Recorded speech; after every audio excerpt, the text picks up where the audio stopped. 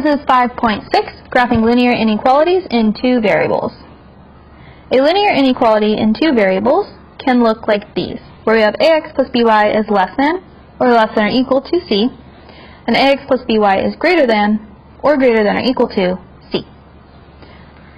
A solution of a linear inequality in two variables is an ordered pair that makes the inequality true.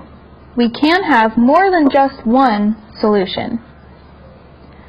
So, to tell whether the ordered pair is a solution to an inequality, you are going to plug in that ordered pair and see if you get something true. So if I have 3x plus y is less than -4, and my point is -1, 5. This is my x and this is my y. I take that point and plug it in, and then I simplify to get -2 is less than 2 is less than -4. And that is not true. So this is not a solution. Then if I have a different one, here I'd have x minus 2y is greater than or equal to 10, and the point 4, -3. So plug in my x and my y value, and simplify, and I get 10 is greater than or equal to 10. And this one's true because of that little or equal sign. So this is a solution. The graph of a linear inequality in two variables shows all the solutions of the inequality in a coordinate plane. If it's greater than or less than symbols, these are graphed with dashed lines. The points on this line are not included. If it has the or equals to, this is a solid line.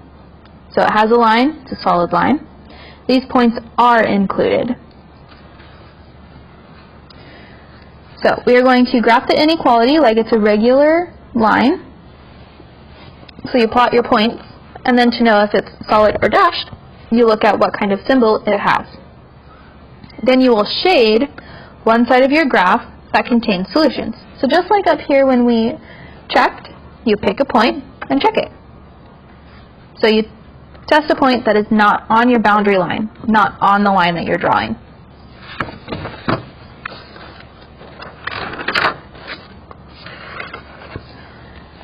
So if we graph y is less than or equal to 3 in a coordinate plane, this is taking the y values at 3, and it's or equal to, so it's a solid line.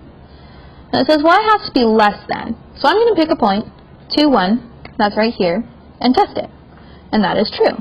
So that means I shade the area that has that solution. For x is greater than 2, I'm taking all the x values at 2, and it does not have the or equals, so it's a dotted line, and then I'm going to test the point 0, 0. 0, 0 is very easy to test, and no, this is not true, so I shade the side that does not have my point because it was not a solution. In graphing y equals 1/2 x plus 1, I have, so this looks like slope-intercept form, where my y-intercept is 1, and my slope is 1/2. So I go up 1 to the right, 2, up 1 to the right, 2. And then my y's need to be greater than this line. So my y's have to be above it. So I shade the top. For x plus y is greater than 2, you need to rearrange this to get something close to slope-intercept form. So I have my y-intercept of 2 and a slope of -1, so down 1 to the right 1. It's a greater than, so it is a dotted line, and y has to be bigger than that. So I take the y's from my line and I shade up, because the y has to be greater than that. Remember, when you're rearranging, if you multiply or divide by a negative number, you reverse the sign.